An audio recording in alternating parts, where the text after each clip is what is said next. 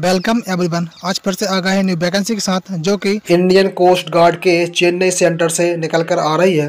इस वैकेंसी में कौन कौन फॉर्म फिल कर सकते हैं, इसकी जो एप्लीकेशन फॉर्म है वो कब से स्टार्ट हो रहा है, इसमें एज लिमिट और एजुकेशन क्वालिफिकेशन क्या मांगी है और इसमें आपका सिलेक्शन कैसे होगा, इस वैकेंसी के सभी टॉपिक पर हम चर्चा करने वाले हैं। यदि आपने अभी तक चैनल को सब्सक्राइब नहीं किया है तो सब्सक्राइब कर लें और साथ में बेल आइकन प्रेस कर लें, ताकि ऐसी प्रत्येक वीडियो की नोटिफिकेशन सबसे पहले आप तक पहुंच सके। यदि आप इस वीडियो को फेसबुक या इंस्टाग्राम पर देख रहे हैं, वहाँ पर पेज को लाइक एंड फॉलो जरूर कर लें। तो चलो वीडियो स्टार्ट करते हैं। आज की यह vacancy Indian Coast Guard Chennai headquarter से निकल कर आ रही है। यह वैकेंसी ग्रुप सी के पोस्ट पर ऑफलाइन माध्यम से ऑल ओवर इंडिया के लिए निकाली गई है। इस वैकेंसी में केवल जो मेल कैंडिडेट हैं वही अप्लाई कर सकते हैं। इसके जो ऑफलाइन एप्लीकेशन है वो 15 अक्टूबर से स्टार्ट हो चुके हैं और इनकी जो क्लोजिंग डेट है वो 29 नवंबर रहने वाली है।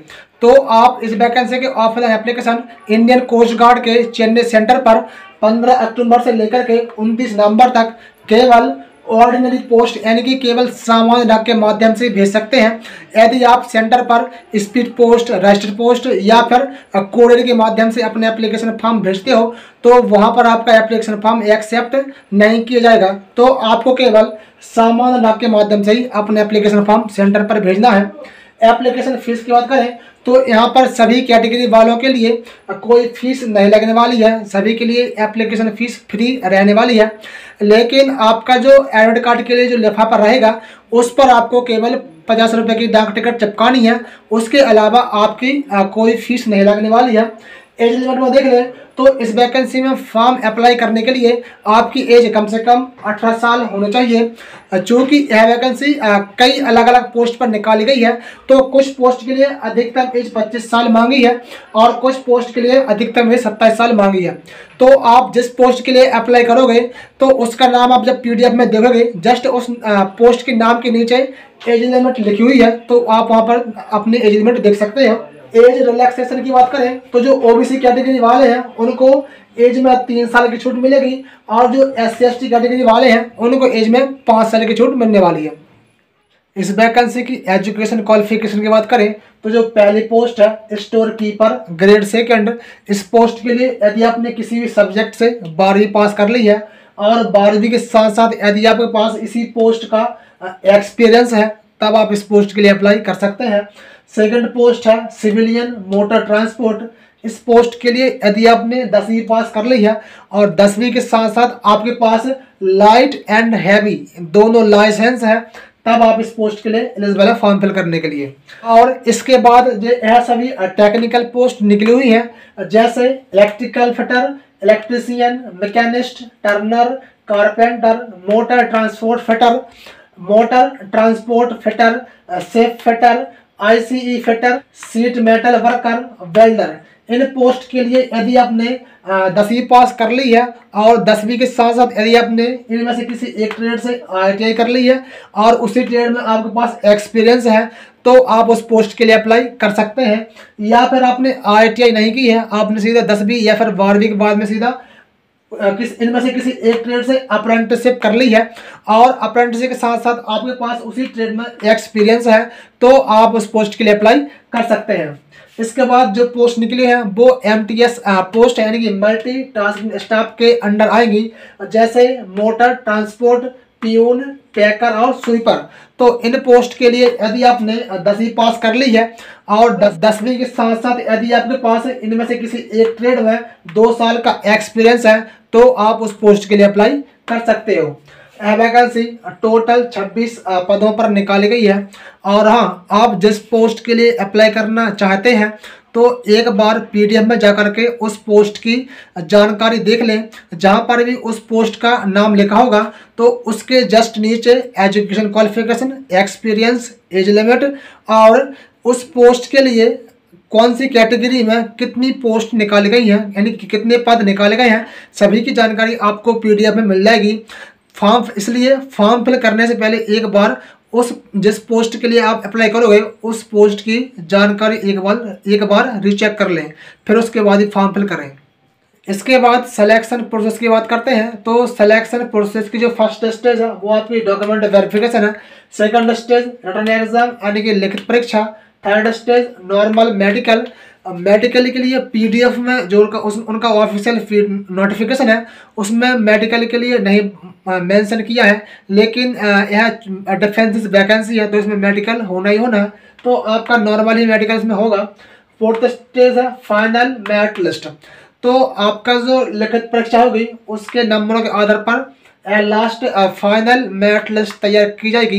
यदि इस लिस्ट में आपका नाम आ जाता है तो आपका सिलेक्शन हो जाएगा। एग्जाम पैटर्न की बात करें तो इस पेपर में सभी के सभी एमसीक्यू क्वेश्चंस रहेंगे और यह क्वेश्चंस हिंदी एंड इंग्लिश दोनों भाषा में आपको देखने को मिलेंगे। यह पेपर आपका लिखित होगा, यानी कि आपको उत्तर पुस्तिका में आंसर लिखने होंगे और यह पेपर टोटल 80 नंबर का होगा।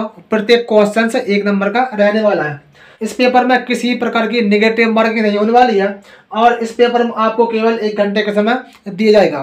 एग्जाम के सिलेबस की बात करें तो इस पेपर में आपके जनरल नॉलेज के क्वेश्चंस, मैथमेटिक्स, जनरल इंग्लिश और यहाँ पर जो एमटीएस पोस्ट के लिए अप्लाई करेंगे उनके लिए केवल रीजनिंग पूछा जाएगा और जो टेक्निकल पोस्ट के लिए एमटीएस की पोस्ट को छोड़ करके सभी पोस्ट के लिए, बाकी पोस्ट के लिए जो अप्लाई करेंगे उनके लिए जिस ट्रेड में वो अप्लाई करेंगे उसी ट्रेड के क्वेश्चन उनसे पूछे जाएंगे। तो यह रहा उसका एग्जाम का सिलेबस। अब बात करते हैं इस वैकेंसी में फॉर्म अप्लाई कैसे करना है। तो सबसे पहले आपको ऐसे 2 एनवेलप ले लेना है, एक बड़ा वाला और एक छोटा वाला, यानी कि लिफाफा बोलते हैं इसको ना। तो जो बड़ा वाला लिफाफा है उसके ऊपर यहाँ पर मेन हेडिंग में कैपिटल लेटर में application for the post of, आप किस पोस्ट के लिए अप्लाई कर रहे हैं उसका नाम लिखें, फिर कैटेगरी, फिर आप यहाँ पर आपकी जो भी कैटेगरी है उसको लिख दें। तो यह सब पूरा यहाँ आपको ऊपर मेन हेडिंग में लिख देना है कैपिटल लेटर में। फिर यहाँ पर फ्रॉम लिख करके आपका नाम, आपके पिताजी का नाम, आपका पूरा एड्रेस, पिन कोड सहित आपका नीचे मोबाइल नंबर भी डाल दें और टू लिख करके यहाँ पर यह सेंटर का सेम एड्रेस यहाँ पर लिख दें। आपको यह वाला और यह वाला जो चीज़ें हैं वो नोटिफिकेशन में मिल जाएंगी, तो आप वहाँ से देख करके लिखें ताकि स्पेलिंग मिस्टेक ना हो। अब तो बड़ा वाला लिफाफा पूरा हो जाता है। इसके बाद आते हैं छोटे वाले एनवेलप पर। तो इस पर आपको 50 रुपये की डाक टिकट चिपकानी है और डाक टिकट चिपकाने के बाद में उस पर आपका नाम, आपके पिताजी के नाम, उस पर आपका पूरा एड्रेस, पिन कोड सहित और इस पर मोबाइल नंबर लिखना बहुत ज़रूरी है, क्योंकि जब आपके पोस्ट ऑफिस पर आपका एडमिट कार्ड इसमें आएगा तो पोस्ट ऑफिस वाला आपसे उसी नंबर पे कांटेक्ट करेगा जो इसमें नंबर लिखा होगा। तो यहाँ पर नंबर लिखना बहुत ज़रूरी है। इसके बाद देखते हैं आपको डॉक्यूमेंट्स क्या क्या प्रिपेयर करने हैं। तो आपके पास जितने भी एजुकेशन सर्टिफिकेट हो, यानी कि आपने जितने भी मार्कशीट डॉक्यूमेंट्स हैं उनकी फ़ोटोकॉपीज़, जाति प्रमाण पत्र की फ़ोटोकॉपीज़, इनकम सर्टिफिकेट की फ़ोटोकॉपीज़, आधार कार्ड, वोटर आई डी या फिर ड्राइविंग लाइसेंस की फ़ोटोकॉपीज़, डोमिसाइल रेसिडेंस यानी कि स्थायी निवासी की फ़ोटोकॉपी, और आपके पास आपकी न्यू 2 पासपोर्ट साइज फोटोग्राफ्स अलग से रखने हैं। एक फ़ोटो आपको फॉर्म जो आप फिल करोगे, एक फॉर्म दिया है उसमें चिपकानी है और 2 फोटो अलग से डॉक्यूमेंट के साथ में रखनी है। और आपके पास कोई एक्सपीरियंस सर्टिफिकेट है उसको लगा दें, और यदि आपके पास कोई अदर डॉक्यूमेंट्स हैं तो आप उनको भी लगा सकते हैं। तो आपके पास जितने भी डॉक्यूमेंट्स हैं सभी की केवल फ़ोटोकॉपी लगानी है, ना कि ओरिजिनल रखना है। सभी की फ़ोटोकॉपी लगा दें और सभी जितनी भी आप फोटोकॉपी लिफाफे में पैक करोगे सभी पर आपके साइन होने जरूरी है, यानी कि आपके सेल्फ अटैच्ड होना जरूरी है। तो ये बात आप ध्यान रख लें। और हाँ, जब आप एप्लीकेशन फॉर्म को फिल करोगे उस पर आपको एक फ़ोटो चिपकानी है, तो उस फोटो पर आपको सेल्फ अटैच करना है, यानी कि उस पर आपके साइन करने हैं। आधे साइन आपकी फ़ोटो पर आना चाहिए और आधे साइन आपके फॉर्म पर आना चाहिए। तो इसका आपको ध्यान रखना है। सभी की सभी फोटोकॉपीज, सभी जो आवश्यक चीज़ें हैं इनको इकट्ठा करके और इस छोटे वाले लिफाफे को भी इनके साथ में इकट्ठा करके बड़े वाले लिफाफे में पैक कर देना है और इस लिफाफे को सामान्य डाक के माध्यम से सेंटर पर भेज देना है।